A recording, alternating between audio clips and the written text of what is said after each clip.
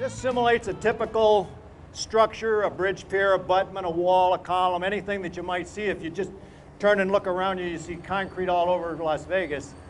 And some of that deteriorates. In the northeast corner of the country, the northwest, some of the older parts of the U.S., you've got carbonates and freeze-thaw cycles and salt and just plain age, poor mix design, all those things contribute to deterioration of structures.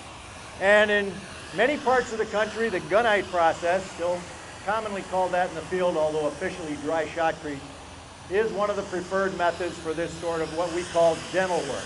The dry process, which is the original shotcrete process, provides for a dampened granular material, sand and cement, conveyed in an airstream to the nozzle.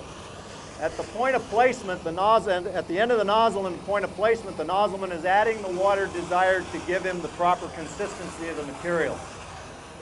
And by test, the water-cement ratio at the point of impact on the substrate is about 0.4. And you'll see when the finishing process starts, there's still plenty of plasticity there, even though the term dry might connote that it's different than wet concrete. When shotcrete strikes the surface, whether it comes from a wet hose or a dry hose, the water-cement ratio and consistency will be about the same. The nozzlemen here today, most of the crew members are all ASA members, certified nozzlemen, which is one of the primary functions of the Shotcrete Association, is to act as the primary sponsor, local sponsoring group for ACI nozzleman certification. The program has been very successful in improving the quality of shotcrete around the country, we're happy to say. In fact, there are European and Asian groups that have also requested support from us to develop a certification program there. Shotcrete is pneumatically applied concrete. So what we're doing here is no different than what's being done out on the other 30 acres of flat work and walls. It's still concrete placement. The technology, in my mind, is a little ways toward the higher end of the spectrum. You've got very, very critical gradation to properly impinge the substrate. You've got the skill requirements of the nozzleman, but most of you who flew here didn't fly with an untrained pilot. So training a nozzleman and providing the certification program that assures their experience will guarantee a proper application and a good repair. The material that's being supplied to Alain is coming from a dry rotary gun being fed by a pre-dampener. Pre-dampening is an absolute must. The original gunite process, as patented, specified that the sand content moisture should be 4 to 6%, or 3 to 6% is sufficient. And this not only controls the dust, but it actually allows contact between the cement and moisture to start a prehydration, which helps develop the crystal of the cement particle more fully before it's placed on the surface. So the period of time between contact with water till it discharges at the nozzle is probably 2 to 5 minutes in most application cases. The wet process was used to demonstrate new construction work. You'll notice at the end of this wall a lot of congestion in the steel. This is typical of a seismic retrofit that you might find out on the West Coast.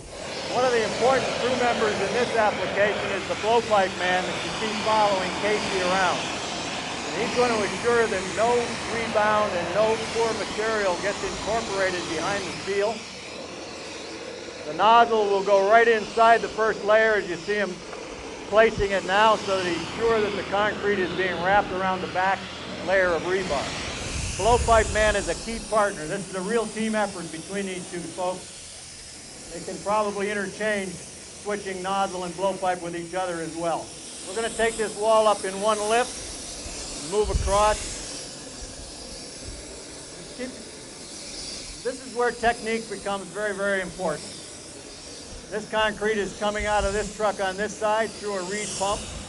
Here, as opposed to the dry side, the energy that's conveying the material through the hose is the piston action of a hydraulic pump. Most of you are familiar with that. It's the same process as you're familiar with for flat work or wall placing, any other structural placement. One of the most important things to point out on the concrete side is the fact that the hoses you see all these guys holding are either 1.5 or 2-inch hoses. That means that the aggregate particle size is a maximum of 3/8. And when you mix concrete with a small aggregate such as 3/8 gravel, your surface area coverage goes up, so your cement content goes up. When we start cutting this wall to grade over here, you'll see it begin to take shape. It's actually a pretty fancy wall. It's got a chamfer strip up at the top, grades cut to the angles and corners, thickness control is right on the money. We got some fancy tools now to cut our grades. Are we going to replace the cutting rod, Mark? Here you can see a mechanized cutting tool and cut it to grade. This is interesting. When they get these two walls stabilized here, we'll have them go down and start finishing on the other end as well. A lot of skill and a lot of love for concrete. That's what keeps these guys going out here. And I guess that's what's important to all of you in the audience. Now you see Casey doing the top lift, and Ruben is watching over him with the blowpipe to keep it cleaned out. And once that's shot up, we'll trim it, finish it to a surface. See Ruben cutting to grade now. You can just see the evidence of the wire about 2 feet up at the bottom and one across the top. That'll be a square wall. When it's finished, you won't be able to tell that it wasn't formed and poured. The difference will be that you don't have to wait a couple of days to strip the form. There goes Casey back inside that column.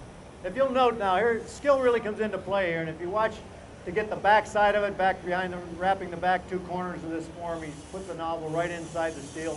The velocity and the plasticity of the material allows it to be flowed around those bars. So you're going to have good encapsulation and there won't be any voids in there. We're working out of a mobile mixer back here from Cement Tech, going through a Reed bowl type gun.